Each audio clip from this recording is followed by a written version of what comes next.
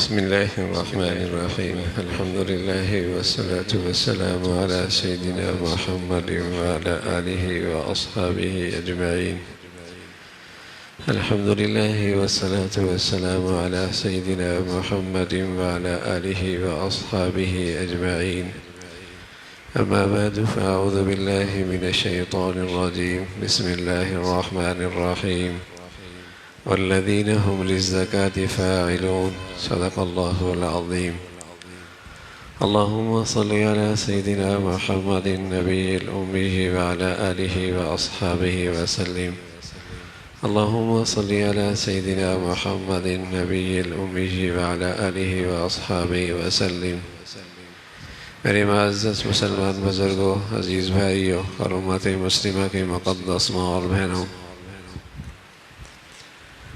اللہ رب العزت کا ارشاد ہے کہ جو لوگ فلاح پاتے ہیں اور کامیاب ہوتے ہیں وہ ہیں جو زکوٰۃ دیتے ہیں۔ والذین هم للزکاة فاعلون۔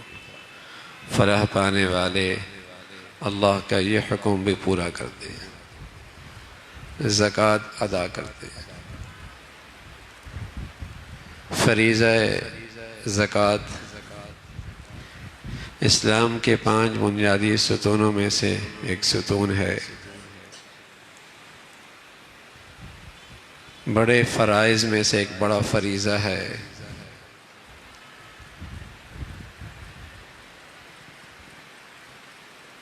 اس کا اہتمام بھی مسلمانوں کے لیے ایسے ہی ضروری ہے جیسے نماز کا ضروری ہے۔ اور رسول اللہ صلی اللہ علیہ وسلم بڑی پیاری بات فرمایا کرتے تھے کہ ما نقصت صدقۃ من مال، صدقہ زکوٰۃ مال کو کم نہیں ہونے دیتا۔ صدقہ دے دیا، زکوٰۃ دے دی، اس سے مال میں کمی نہیں آتی۔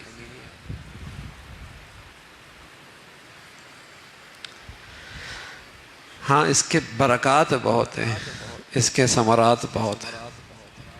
ایک بیماری لگ جاتی ہے مال کی محبت کی، ایک موذی مرض پیدا ہوتا ہے بخل کا، زکوٰۃ دو گے اس بیماری سے نجات مل جائے گی۔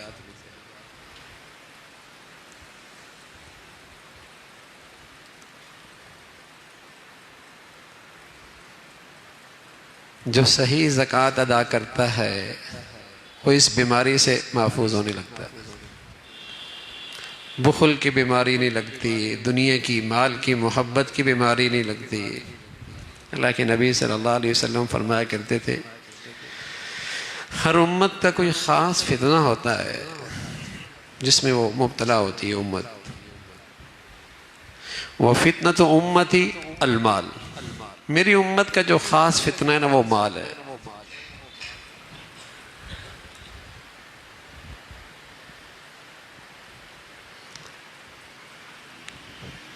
مال ہی کی محبت میں خیانت بھی کرتا ہے، جھوٹ بھی بولتا ہے، اپنوں کو بھی اپنوں سے دور کرتا ہے، ایمان بھی خراب کرتا ہے، دنیا کا سکون بھی ختم ہوتا ہے، آخرت بھی اجڑتی۔ فرمایا ہر امت کا کوئی خاص فتنہ ہے، میری امت کا فتنہ مال ہے۔ مال کی محبت میں یہ امت مبتلا ہو تو یہ بیماری لگنے نہ پائے، یہ بیماری جڑ نہ پکڑے، فرمایا زکوٰۃ کو صحیح ادا کرو۔ اس کا ایک فائدہ یہ بڑا اصل تو یہ کہ اللہ کے حکم کی تعمیل ہو، اسلام کا یہ فریضہ ادا ہو، لیکن اس کے فائدے بھی ہیں۔ آدمی اس بیماری سے، اس موذی مرض سے محفوظ رہتا ہے۔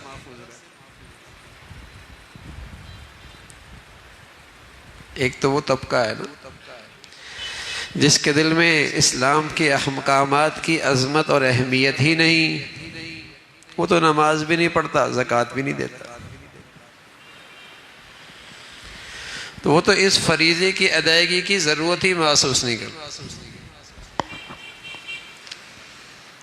کہ یہ بھی کوئی فریضہ ہے۔ ایک طبقہ وہ ہے جو یہ سمجھتا ہے کہ میں خیر کے کاموں میں بہت خرچ کرتا ہوں، اب پھر زکوٰۃ دینے کی کیا ضرورت ہے؟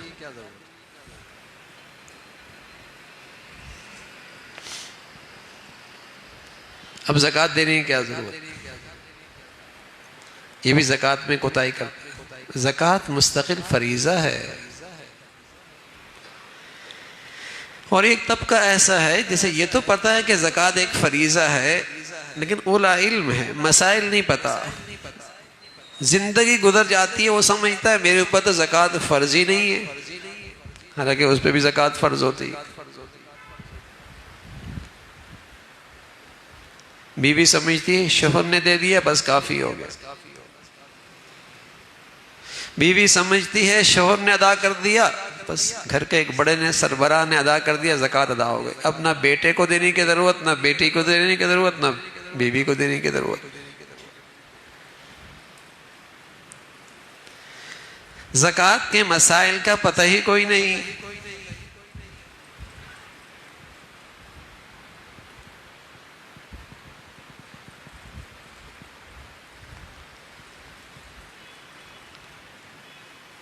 حالانکہ زکوٰۃ نہ ادا کرنا کتنی سخت وعید ہے۔ فرمایا وہ لوگ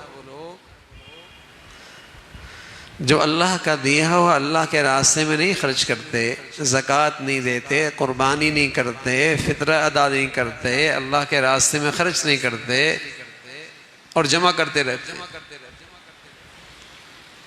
ان کے لیے دردناک عذاب ہے۔ اور یہی زیورات کل قیامت میں آگ میں گرم کی جائیں گے، اور پھر اس کے پہلوؤں کو تاپا جائے گا اور کہا جائے گا ھذا ما کنزتم لانفسکم، یہ ہے تمہارا خزانہ جس کو تم خوب جمع کیا کرتے۔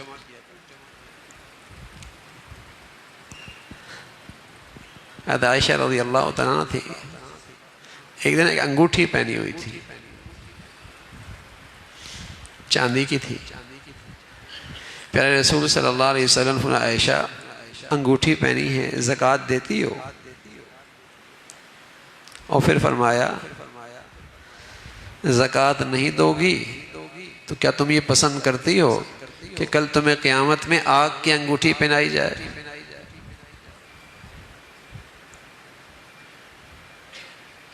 امت کو سبق دیا۔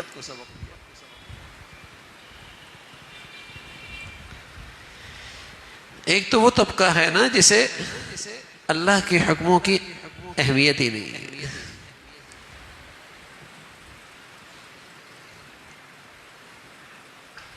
اسلام کے جو فرائض ہیں اس کی طرف اس کی توجہ ہی نہیں ہے، نماز ہو، زکوٰۃ ہو۔ ایک وہ طبقہ ہے جو غلط فہمی کا شکار ہے کہ ہم تو بہت خرچ کرتے ہیں، اب پھر زکوٰۃ دینے کی کیا ضرورت ہے؟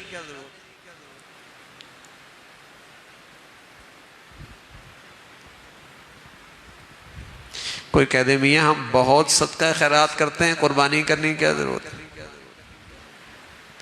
ہم بہت نیکیاں کرتے ہیں، نماز پڑھنے کی کیا ضرورت ہے؟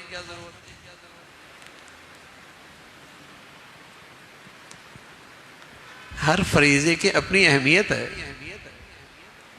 اور وہ فرض ہے۔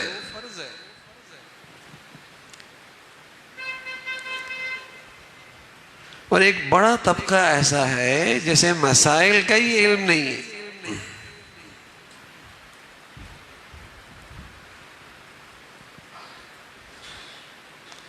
بیٹی بالغ ہے، زیورات موجود ہیں، زندگی گزر رہی ہے، زکوٰۃ کوئی نہیں ادا ہوتی۔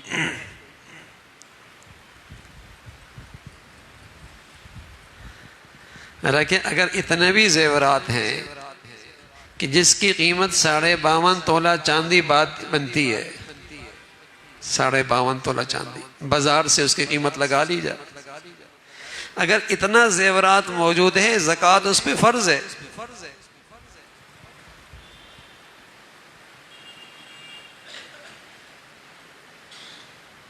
وہ مالدار ہے۔ بس اوقات گھر میں بیٹے پر بھی زکوٰۃ فرض ہوتی ہے، بیٹی پر بھی ہوتی ہے، بیوی پر بھی ہوتی ہے، شوہر پر بھی ہوتی ہے، ابا پر بھی ہوتی ہے، لیکن پتہ ہی نہیں ہوتا۔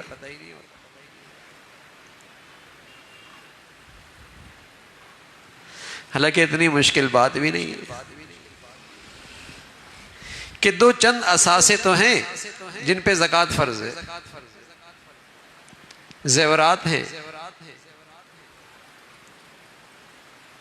نقدی ہے اور تجارت کا سامان۔ اب گھر میں فرنیچر ہے، سامان ہے، چارپائیاں ہیں، برتن ہیں، کپڑے ہیں، فریج ہے، دسیوں چیزیں ہیں، گاڑیاں ہیں استعمال کی، کسی بھی زکوٰۃ نہیں۔ زیورات پر ہے، چاہے وہ بیٹی کی شادی کے لیے رکھا ہوا ہے، استعمال کر رہی ہے، پہنا ہوا ہے، یا ویسے جمع کر کے رکھا ہے، اس پہ زکوٰۃ ہے۔ نقدی موجود ہے، بینک میں موجود ہے، ڈالر میں ہے، روپے میں ہے، جس صورت میں بھی ہے، اس پہ تجارت کی چیز ہے، چاہے وہ تجارت کے لیے مکان خریدا ہے، زمین خریدی ہے، پلاٹ خریدا ہے، فیکٹری کا سامان موجود ہے، دکان کا سامان موجود ہے، جو بیچنے کے لیے رکھا ہے، لیا ہے، اس پہ ہے۔ تین چیزیں تو ہیں۔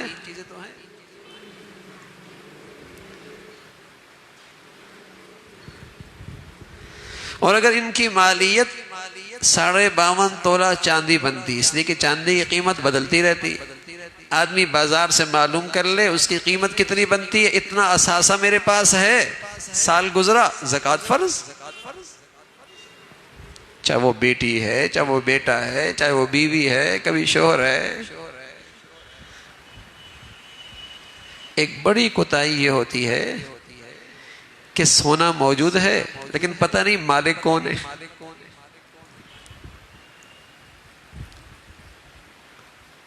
ایک تو وہ سونا ہے جو بچی گھر سے، اماں کے گھر سے لے کے آئی، ظاہر ہے اس کی تو ملکیت ہے۔ ایک وہ سونا ہے جو لڑکے والوں نے اسے دیا اور چڑھایا، اب یہ ملکیت کس کی ہے؟ اب کسی کو نہیں پتا ہوتا، نہ بیوی زکوٰۃ دے رہی ہوتی ہے، نہ شوہر ادا کر۔ پھر ایک وقت آتا لڑائی ہوتی ہے، وہ کہتا ہے میں مالک، وہ کہتا ہے میں مالک۔ جب تک زکوٰۃ دینی ہے کوئی ضرورت محسوس نہیں کرتا کہ طے کر لیا جائے کہ مالک ہے کون۔ زندگی گزر رہی ہے، اور جب تک زکوٰۃ نہیں دیتا اس کا مال گندا ہوتا ہے، اس کے زیورات میں نحوست ہوتی ہے،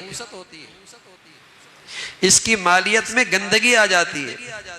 زکوٰۃ ہے ہی اس لیے کہ تاکہ اسے پاک کر دے۔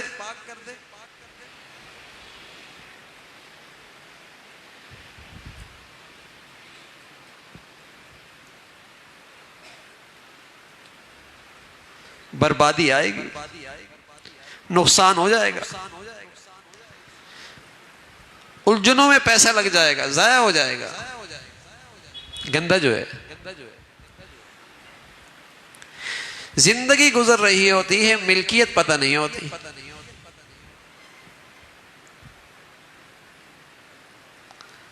تو پتہ ہونا چاہیے کہ یہ جو بچی کے پاس، عورت کے پاس سونا زیورات ہیں، اس کا مالک کون ہے؟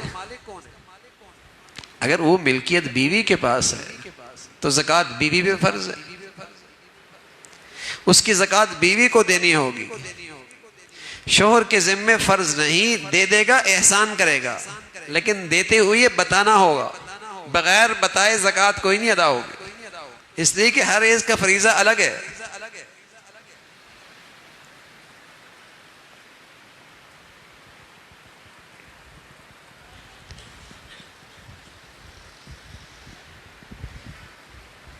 اور اگر وہ ملکیت شوہر کی ہے، جتنا سونا شوہر کی ملکیت میں ہے تو وہ زکوٰۃ دے گا اس کی۔ لیکن اگر بیوی کی ملکیت ہے پھر اسے اختیار ہے، پھر اسے شوہر سے پوچھنے کی ضرورت نہیں، جس کو چاہے دے دے، جہاں چاہے خرچ کر دے، جہاں چاہے اس کو استعمال کر دے، اس کی ملکیت ہے۔ اور اپنی ملکیت میں اسے یہ حق حاصل ہے۔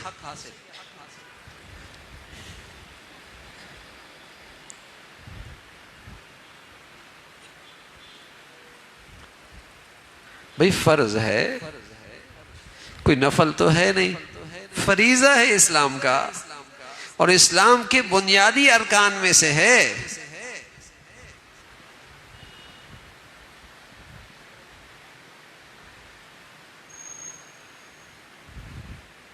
کافر فرمایا زکوٰۃ ادا نہیں کرتا، مشرک نماز نہیں پڑھتا، مسلمان تو زکوٰۃ بھی دیتا ہے، نماز بھی پڑھتا ہے۔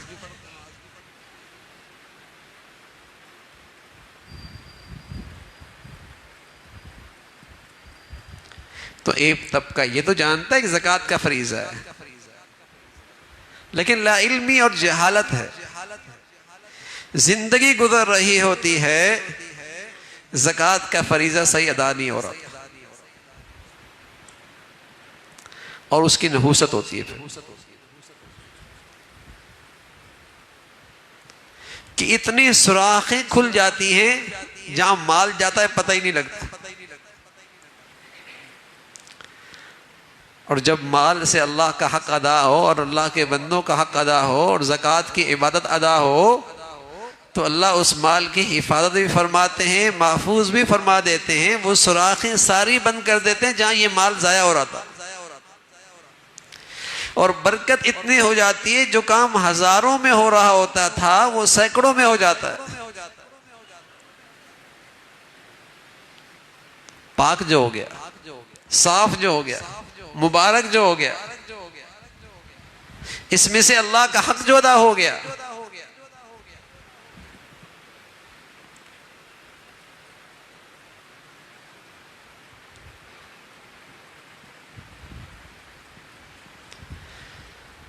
تو ہر ایک کے اوپر زکوٰۃ فرض ہے جو صاحب نصاب ہے۔ اور میں نے عرض کیا نصاب کوئی اتنا لمبا چوڑا نہیں کہ حساب کرنا بہت مشکل، کل اثاثہ زکوٰۃ کا وہ تین ہی چیزیں زیورات ہیں، چاہے وہ سونے کی شکل میں ہو، چاہے چاندی کی شکل میں ہو، نقدی ہے اور تجارت کا سامان۔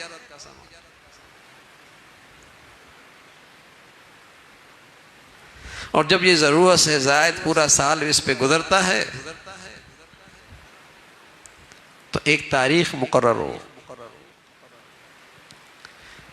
اس تاریخ پر اپنی تمام مالیت کا حساب مکمل کر۔ یہ بھی لوگ غلط فہمی کا شکار ہوتے ہیں، وہ سمجھتے ہیں ہر مال پر الگ الگ سال گزرنا ضروری ہے، تو کیسے ہوگا یہ؟ اگر آپ کی زکوٰۃ کی تاریخ سے ایک دن پہلے، 2 دن پہلے آپ کے پاس پیسہ آ گیا، وہ بھی آپ کے نصاب میں شامل ہوگا، اور 2 دن کے بعد سب پہ زکوٰۃ ادا ہوگی۔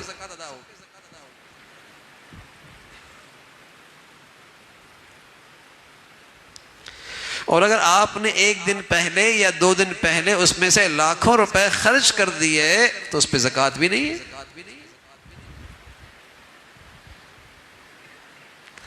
ہر رقم پہ اور ہر اثاثے پہ سال گزرنا ضروری نہیں۔ جب آپ نے رمضان کی 1 تاریخ مقرر کر لی، 15 شعبان مقرر کر لی، 1 شعبان مقرر کر لی، کوئی ایک تاریخ مقرر کر لی، اور آپ اس دن حساب کر رہے، مالیت مکمل ہو گئی، 1 دن پہلے رقم آ گئی اس پہ بھی زکوٰۃ، مہینے پہلے آ گئی اس پہ بھی زکوٰۃ، 2 مہینے پہلے آئی اس پہ بھی زکوٰۃ، اگر چند مہینے پہلے، چند دن پہلے خرچ کر دی اس پہ زکوٰۃ نہیں۔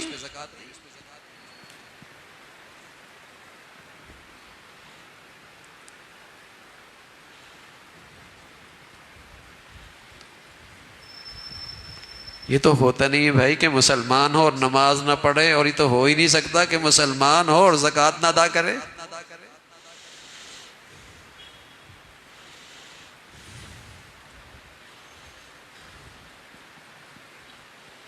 ایسا کوئی مسلمان نہیں ہوتا۔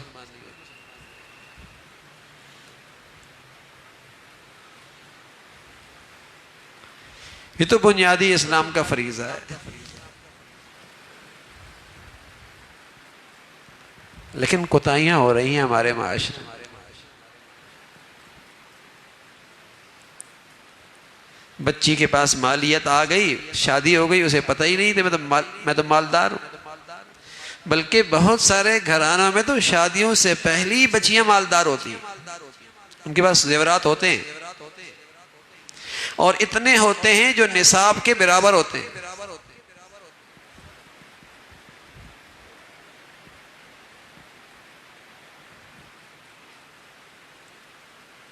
زکوٰۃ فرض ہوتی ہے۔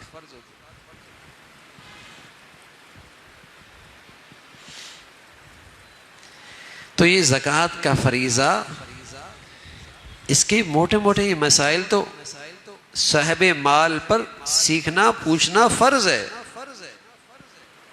تاکہ اس کی زکوٰۃ صحیح ادا ہو۔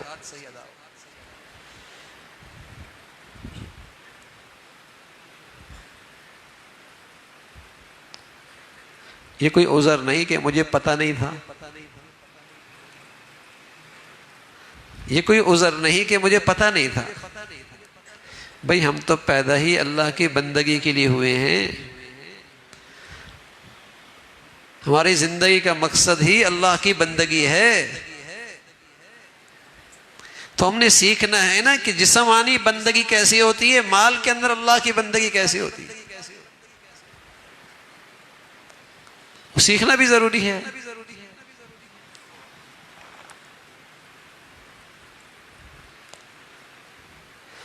تو زکوٰۃ کا یہ فریضہ، اس کے ثمرات ہیں، اس کی بڑی برکتیں ہیں،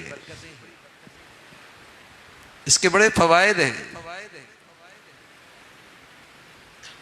کہ آدمی مال کی محبت سے محفوظ ہونے لگتا ہے اگر یہ صحیح طور پہ ادا کرے اور اپنی مالیت کا صحیح حساب رکھے۔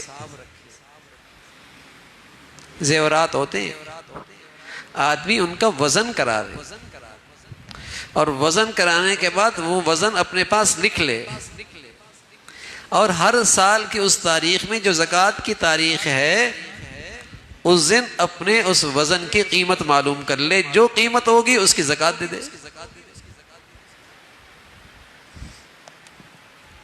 اور اگر بیچ میں سونا اور خرید لیا اس کو بھی وزن میں شامل کر لے،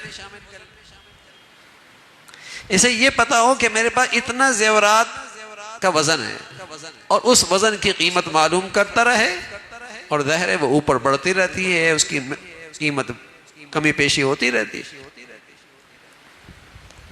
بھائی دودھ کی بالٹی ہو نا، پیشاب کا ایک قطرہ بھی ڈال دیں کیا حال ہوگا؟ آپ کا چند روپے بھی زکوٰۃ کے آپ کے مال میں رہ گئے تو نجاست باقی رہ گئی، گندگی باقی رہ گئی۔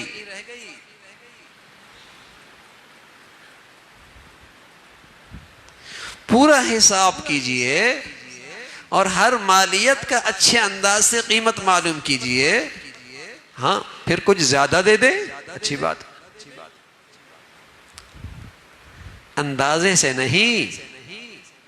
اور یہ نہیں کہ میں تو بہت نیکی کے کاموں میں خرچ کرتا ہوں، اب زکوٰۃ دینے کی کیا ضرورت ہے؟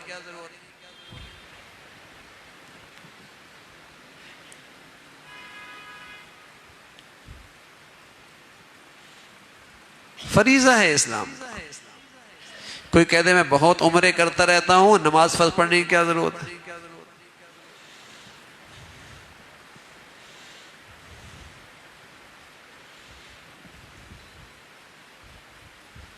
فرض ہے، اور سینکڑوں نوافل بھی اور فرض کا متبادل نہیں ہو سکتا، فرض کا بدلہ نہیں ہو سکتا۔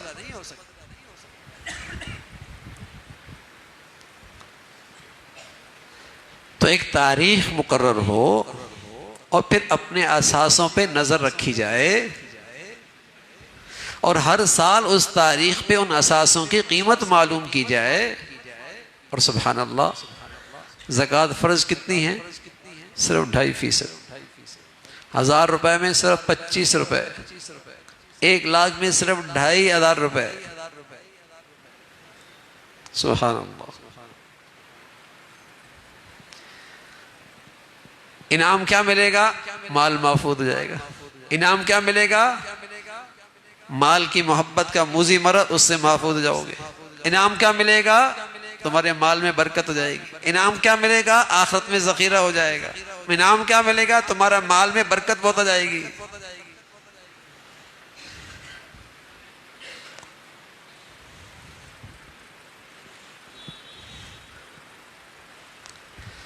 تو پوری خوش دلی کے ساتھ یہ فریضہ ادا ہونا، اور اہتمام کے ساتھ. جیسے نماز بہت سارے لوگ پڑھتے ہیں، لیکن ہر ایک کی نماز کا وزن الگ الگ ہے. کون کتنا اہتمام کرتا ہے، کتنا خشوع سے پڑھتا ہے، کتنی توجہ سے پڑھتا ہے، کتنا دھیان سے پڑھتا ہے، کتنی اچھی طریقے سے پڑھتا ہے، اس کو ایسی ثمرات ملے. ایسے ہی زکوٰۃ کا فریضہ ہے. کون اہتمام سے حساب کرتا ہے، اپنی مالیت کا صحیح اندازہ لگاتا ہے، اور کون اسے بہتر سے بہتر مصرف میں خرچ کرتا ہے، اس کے اپنی برکات ہیں. اسی حیثیت سے اس کو اجر و انعام بھی ملے گا، ثمرات بھی ملیں گے.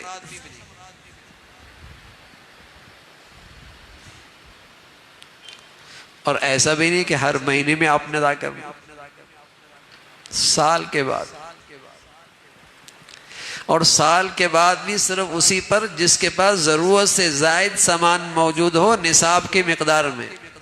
جو خرچ کر رہا ہے پورے سال اس پہ کوئی زکوٰۃ نہیں. جو کھا لیا، جو پہن لیا، جو استعمال کر لیا، جو استعمال کری چیزیں رکھی، کسی پہ نہیں. سبحان اللہ. ضرورت سے زائد. ایک تو یوں بھی ہوتا نا کہ ضرورت سے زائد سال کے آخر میں جتنا بچا سب خرچ کر دو. نہیں، فرمایا صرف 2.5%.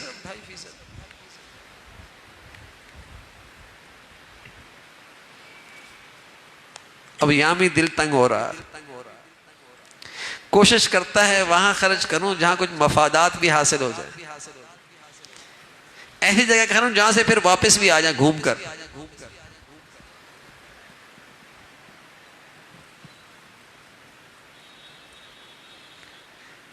ہے اللہ کا فریضہ، لیکن یہاں بھی اپنے مفادات کو سامنے رکھتا ہے، اغراض کو سامنے رکھتا ہے.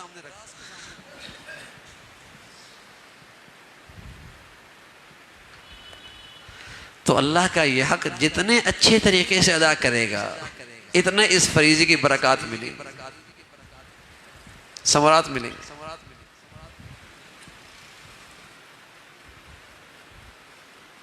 یہ بڑی غلط فہمی ہے کہ گھر کا ایک سربراہ نے زکوٰۃ دے دی، سب کی طرف سے ادا ہو گئی.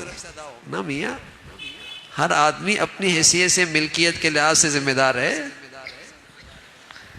جس کی جو ملکیت ہے اپنی ملکیت کے لحاظ سے اس پہ وہ فریضہ ہے. ہاں، کوئی کسی کو بتا کر کسی کی طرف سے ادا کر دے گا تو ادا ہو جائے گا، لیکن اس کے ذمے نہیں. بن بتائے زکوٰۃ ادا کوئی نہیں ہوگی.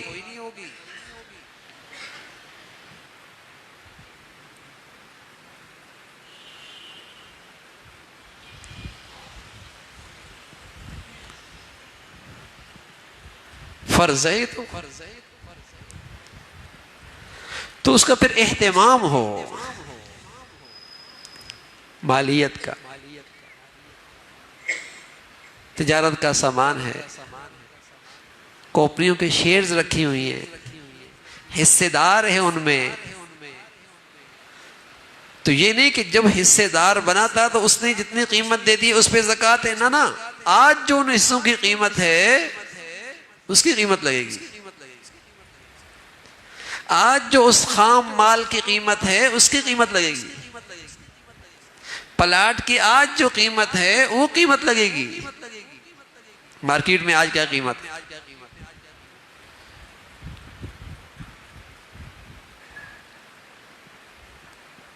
اس لحاظ سے وہ زکوٰۃ دے گا.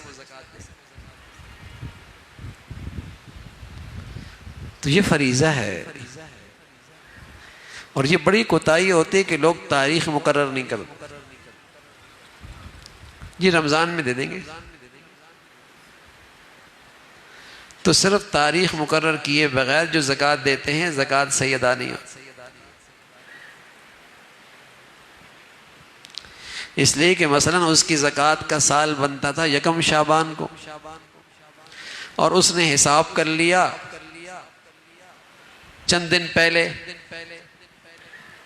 اور 1 شعبان تک جو رقم آئی تھی زکوٰۃ تو اس پر بھی تھی اور اس نے دی نہیں. اس نے زکوٰۃ کا حساب کر کے 15 دن پہلے دے دیا اور 15 دن بعد اس کا سال پورا ہو رہا تھا. اس کی زکوٰۃ تو دی نہیں۔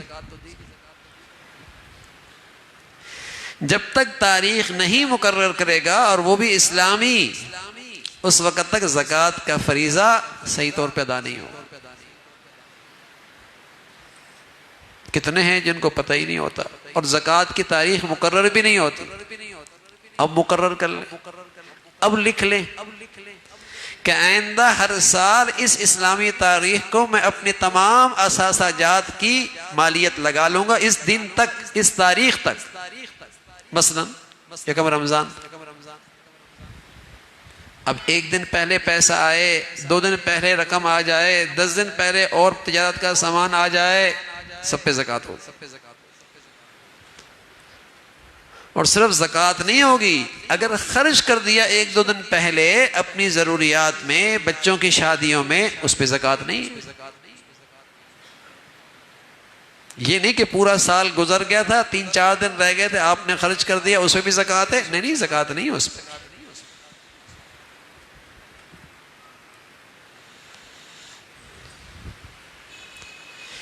تو جب تاریخ مقرر ہوگی تب زکوٰۃ صحیح ادا ہوگی۔ اب کتنے ایسے ہیں زکوٰۃ دیتے ہیں لیکن نہیں دیتے، دیتے ہیں لیکن فریضہ ادا نہیں ہوتا، دیتے ہیں لیکن اس کے ثمرات اور اس فریضے کی تعمیل، حکم کی تعمیل سے محروم رہتے ہیں۔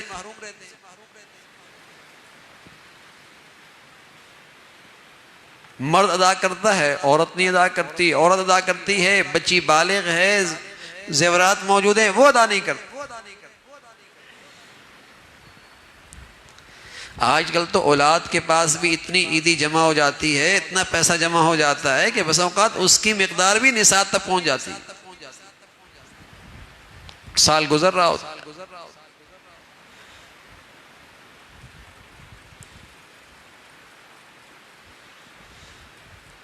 تو یہ فریضہ ہے، اس کو بہت اہتمام سے اس کا حساب ہو اور اپنی مالیت کا جائزہ لیا جائے، اور پھر اس کو صحیح مصرف میں خرچ کیا جائے۔ صرف نکالنا بھی کافی نہیں کہ میں زکوٰۃ نکال دی، نہ، یہ زکوٰۃ نکالنا کافی نہیں ہے، صحیح مصرف پہ خرچ کرنا بھی ضروری ہے۔ اور سبحان اللہ، اسلام کا یہ نظام زکوٰۃ ایسا ہے، اگر یہ مسلمان صحیح طور پہ ادا کرتے اور صحیح مصرف میں خرچ کرتے تو کم از کم مسلمانوں میں غربت ختم ہو جاتی۔ یہ ایسا نظام ہے، مسلمانوں میں غربت نہ رہتی۔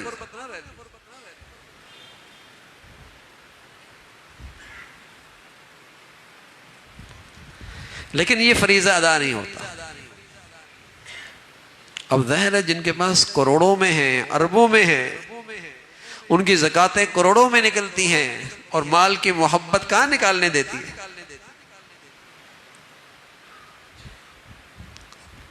ریا میں، نام و نمود میں، نمائش میں، دکھلاوے میں لاکھوں بہا دیتے ہیں،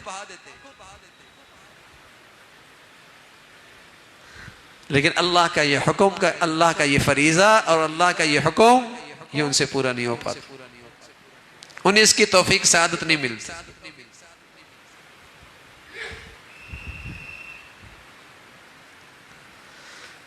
اور پھر اس مال کی نحوست ہوتی ہے، پھر اس مال میں گندگی ہوتی ہے کہ اس مال سے خیر وجود میں نہیں آتی، نیکی وجود میں نہیں آتی، ایمان میں تازگی نہیں آتی، آخرت نہیں سنورتی، بلکہ گناہوں کو فروغ ملتا ہے۔ گندہ جو ہے، گند سے پھر گندگی پھیلے گا۔ اس گندے مال کو جب کھائیں گے تو گندے جذبات ہی پیدا ہوں گے نا، برائی کے جذبات پیدا ہوں گے، اس کی نحوست ہوگی۔ اور پاک مال، پاکیزہ مال جس میں اللہ کا حکم پورا ہوا، سبحان اللہ، وہ گھر میں پھر اللہ کا فضل ہے، پھر وہ اللہ کا فضل ہے۔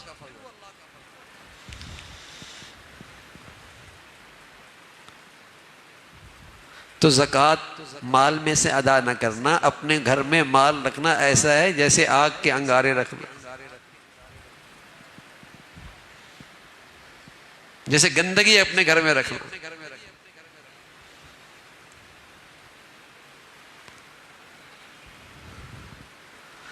تو اپنے اثاثہ جات کی، اپنی مالیت کا حساب ہو، تاریخ طے ہو، ملکیت کا پتہ ہو، اور اپنے اثاثہ جات کی قیمت لگائی جائے۔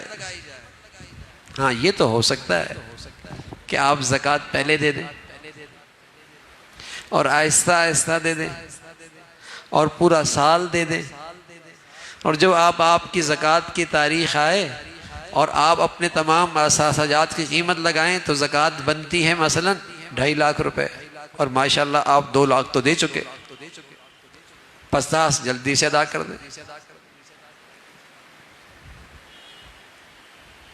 اگر آپ نے تھوڑی تھوڑی کر کے دینی ہے، آہستہ آہستہ کر کے دینی ہے تو پہلے دے دیں، اور پھر اس تاریخ کو اپنی مالیت کا حساب کر لیں کتنا دے چکے، جو تھوڑی بہت رہ گئی اس کو جلدی ادا کر دیں۔ اور اگر بنتی تھی 2 لاکھ روپے، آپ نے دے دیا 3 لاکھ روپیہ، تو 1 لاکھ اگلے سال سے آپ مائنس بھی کر سکتے ہیں۔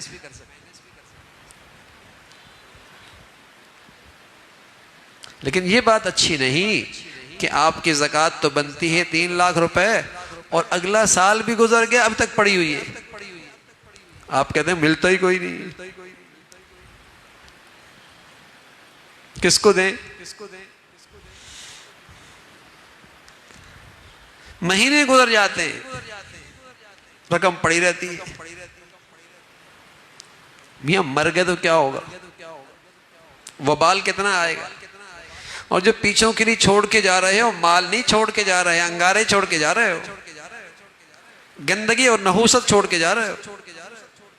کون سی آپ نے خیر خائی کی اولاد کے ساتھ، وہ تو کچرا چھوڑ کے جا رہے ہو۔ تو یہ فریضہ تو پہلے ادا ہو اور اہتمام سے ادا ہو، اس لیے کہ اللہ کے نبی صلی اللہ علیہ وسلم فرمایا کرتے تھے، میں قسم کھا کے کہتا ہوں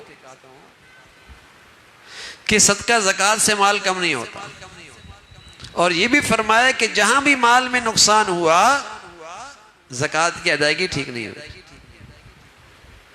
فریضہ زکوٰۃ سے ادا نہیں ہوگا۔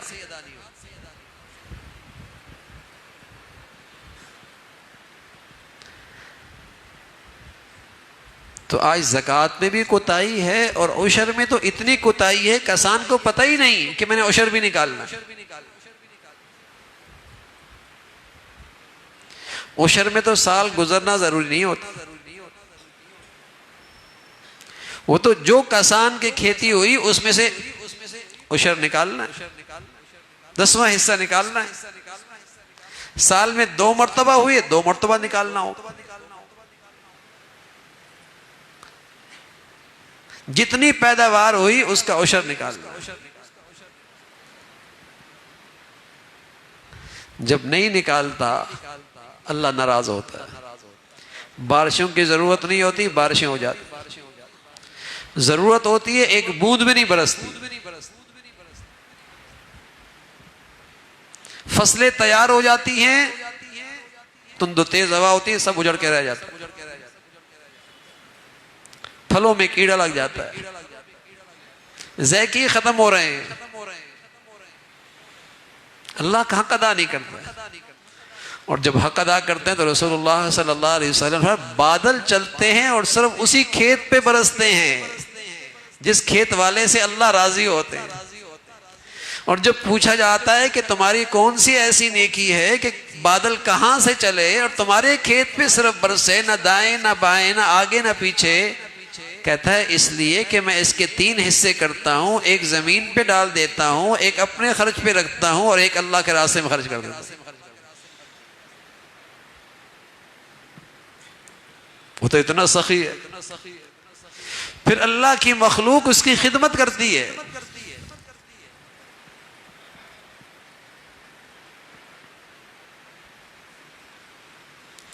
آج مالوں میں زکوٰۃ نہیں تو برکت نکلتی چلی جا رہی ہے، دکانوں میں زکوٰۃ نہیں، فیکٹری کارخانوں میں زکوٰۃ نہیں تو برکت ہی نہیں رہی۔ گنتی ہے کہ بہت ہو گیا، لیکن میاں اس سے کام کتنے بنے اور سوراخیں کتنی بنی ہوئی ہیں جہاں یہ پیسہ جاتا ہے اور پتہ ہی نہیں لگتا۔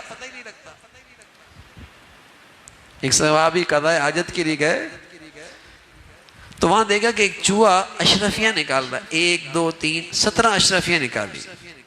اب صحابہ رضوان علیہم اجمعین کی شان تھی، کوئی بھی نئی بات پیش آتی تو بڑوں سے پوچھا کرتے تھے کہ یہ چیز میرے لیے حلال ہے، حرام ہے، جائز ہے، ناجائز ہے؟ کہا یا رسول اللہ یوں قضاء حاجت کے لیے گیا، وہاں سے یہ اشرفیاں نکلی ہیں۔ تو پیارے رسول صلی اللہ علیہ وسلم نے فرمایا یہ اللہ نے تمہیں رزق دیا ہے، تمہارے لیے حلال ہے، تمہارا ہے۔ تو ایک اللہ والے کہنے لگے ان کی زندگیاں اتنی پاکیزہ تھی کہ انہیں بلوں سے رزق ملا کرتا تھا، اور ہماری زندگیوں کا حال یہ کہ ہماری ساری آمدنی بلوں میں چلی جاتی ہے۔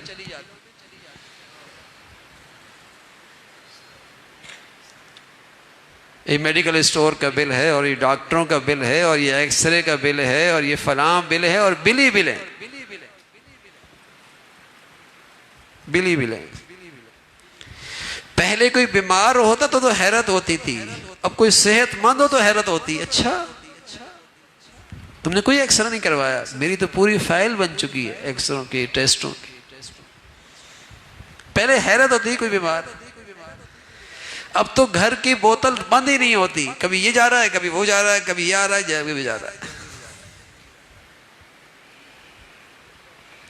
صحتوں سے برکتیں نکل گئیں، زندگیوں سے برکت نکل گئیں، مالوں سے برکتیں نکل گئیں۔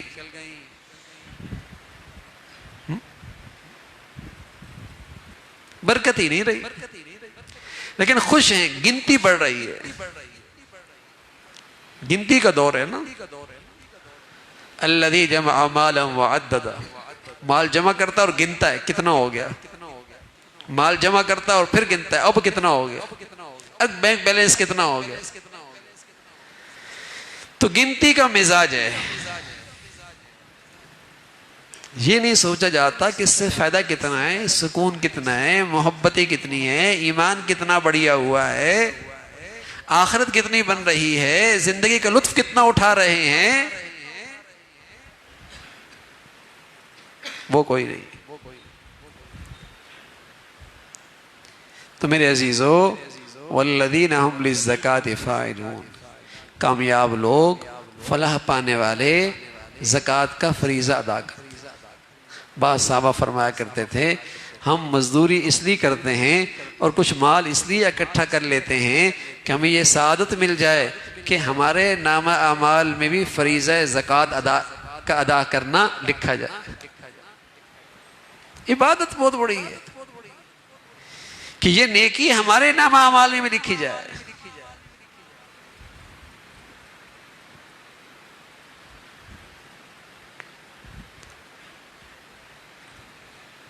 جیسے آدمی حج کرتا ہے تو کتنا خوش ہوتا ہے حاجی صاحب، اور لکھتا بھی ہمیشہ حاجی صاحب، اس کو اپنے لیے عزت کی چیز سمجھتا ہے، حاجی صاحب لکھے۔ ہاں تو زکوٰۃ کا فریضہ ادا ہو تو آدمی کے اندر ایسی خوش ہو نا کہ الحمدللہ میرے اوپر زکوٰۃ فرض ہے، اور میری سعادت ہے کہ میری بیٹی بھی زکوٰۃ دے رہی، میرا بیٹا بھی دے رہا، میں بھی دے رہا، زکوٰۃ کا فریضہ ادا کر۔ یہ عبادت ہم سب کر رہے ہیں۔ کتنی خوشی ہوتی ہے جب پورا گھر والا حج پہ جا رہا ہوتا ہے، اور کتنے خوشی خوشی جا رہے ہوتے ہیں، چہرے پہ مسکراہٹ، واپسی میں مسکراہٹ۔ تو اس فریضے کے ادائیگی کے اندر بھی دل ایسے ہی خوش ہو نا۔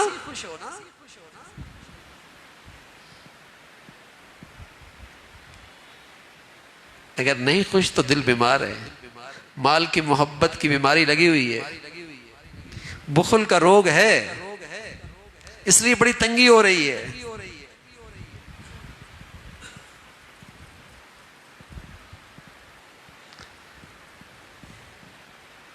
وہاں تو فرض نہیں بھی ہوتا تب بھی کوشش کرتا ہے حج کر لوں، اور یہاں بس اوقات فرض ہوتا ہے پھر بھی صحیح نہیں ادا کر رہا ہوتا۔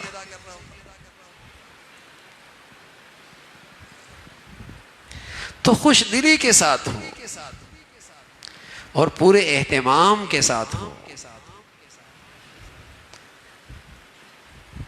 مسئلہ معلوم نہ ہو، چیزوں کا صحیح علم نہ ہو، پوچھ لیا جائے تاکہ میرا فریضہ صحیح ادا ہو،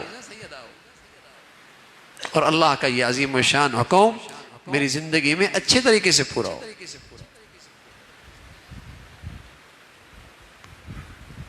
پھر اس کے ثمرات ملتے ہیں۔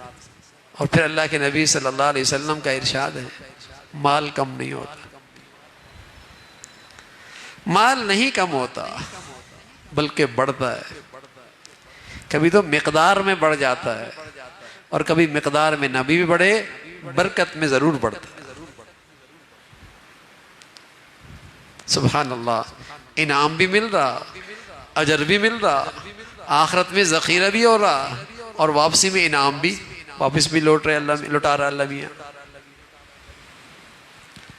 تو بہت خوش دلی کے ساتھ یہ فریضہ ہو اور بہت اہتمام ہو، اور پھر اللہ سے دعا بھی ہو اللہ ہمارے اس فریضے کو، اس عبادت کو قبول فرما دے، اور صحیح مصرف میں خرچ ہو، بڑھیا مصرف میں خرچ ہو، تاکہ اس کے بڑھیا ثمرات نصیب ہوں۔ اللہ بھائی جو کچھ کہا سنا عمل کی توفیق نصیب فرما دے۔ وآخر دعوانا الحمد للہ رب العالمین۔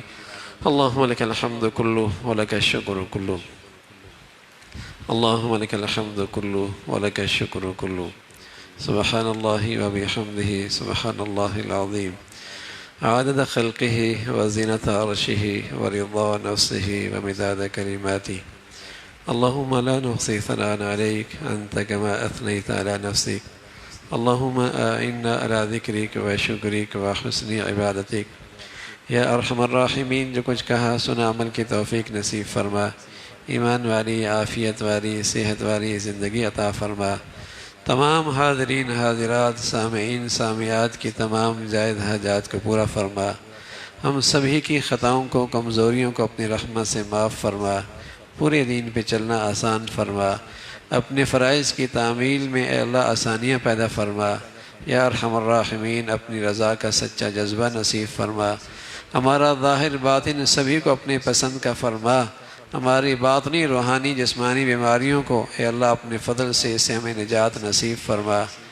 یا ارحم الراحمین ہم سبھی کو اپنے بچے بچیوں میں خوشیاں نصیب فرما، جو بچیاں گھروں میں ہیں ان کے لیے نیک صالح رشتوں کا انتظام فرما، جو بچیاں گھروں میں جا چکی ہیں ان کے گھروں کو محبت اور تقوی سے آباد فرما، اپنے فضل سے اپنے کرم سے ہم سب کے حال پہ رحم فرما، ساری امت مسلمہ کے حال پہ رحم فرما، مسلمانوں کو ایمان اسلام پر باہمی اتفاق نصیب فرما، اسلامی ایمانی اخوت کو زندہ فرما، اسلامی ایمانی بھائی چارہ عام فرما، نفرتوں کی جتنی شکلیں ہیں مسلمانوں کو اس سے محفوظ فرما۔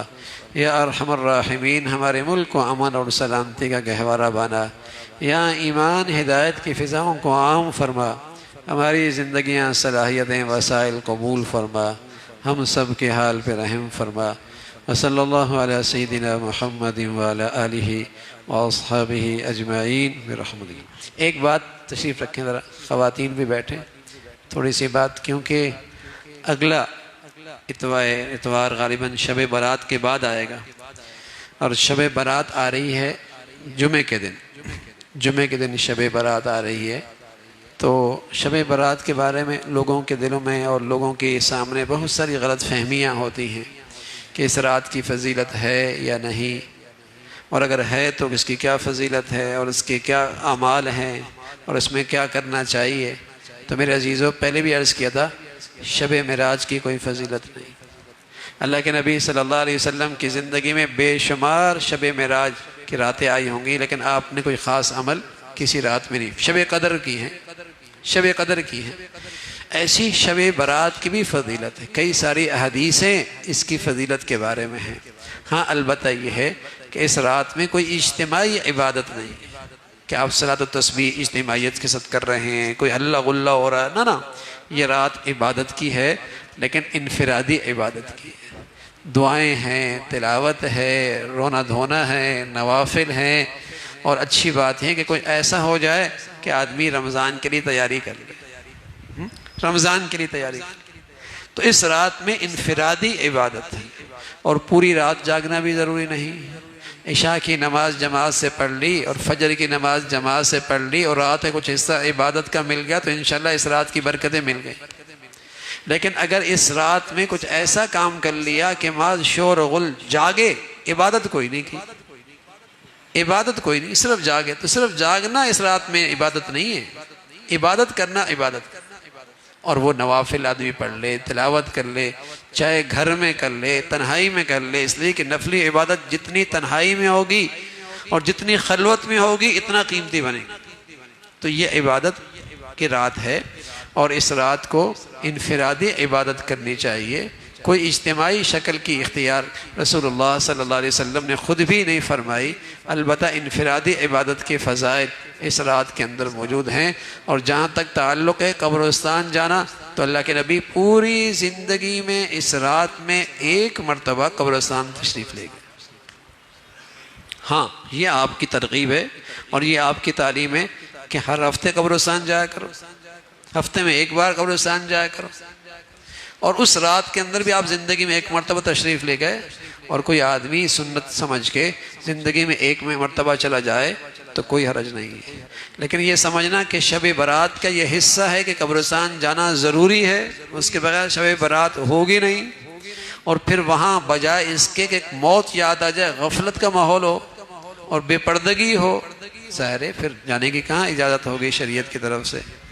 تو اگر کوئی اس لحاظ سے جاتا ہے کہ اللہ کے نبی صلی اللہ علیہ وسلم زندگی میں ایک مرتبہ گئے تو کوئی حرج نہیں، لیکن چونکہ وہ 15ویں شعبان ہے اور اگلا دن 15 رمضان ہے، 15 شعبان کی تاریخ ہے، تو اللہ کے نبی 13، 14، 15 روزہ رکھا کرتے تھے، اور اگر آدمی کوئی اس سنت کو سامنے رکھ کر اس دن روزہ رکھ لے تب بھی کوئی حرج نہیں۔ اور یہ بھی ضروری نہیں کہ 15 شعبان کو رکھ لیا اب 16 رکھنا بھی ضروری ہے، ہاں، لیکن اس خیال سے کہ اللہ کے نبی ہر مہینے کے اندر 13، 14، 15 رکھا کرتے تھے، میں بھی ان میں سے کوئی رکھ لوں تو کوئی حرج نہیں ہے۔ آپ علیہ الصلوۃ والسلام ویسے بھی شعبان میں کثرت سے روزوں کو پسند فرمایا کرتے تھے، تو اس میں کوئی حرج نہیں ہے، لیکن اس کو ضروری سمجھنا یہ درست نہیں ہے۔ تو یہ رات عبادت کی ہے، فضیلت کی ہے، توفیق مل جائے، سعادت مل جائے، جتنی مل جائے بہت مبارک بات ہے۔ مرد بھی عورت بھی اپنے گھروں کے اندر اس کا اہتمام فرمائیں، اللہ ہم سب کو اس کی توفیق نصیب فرمائے۔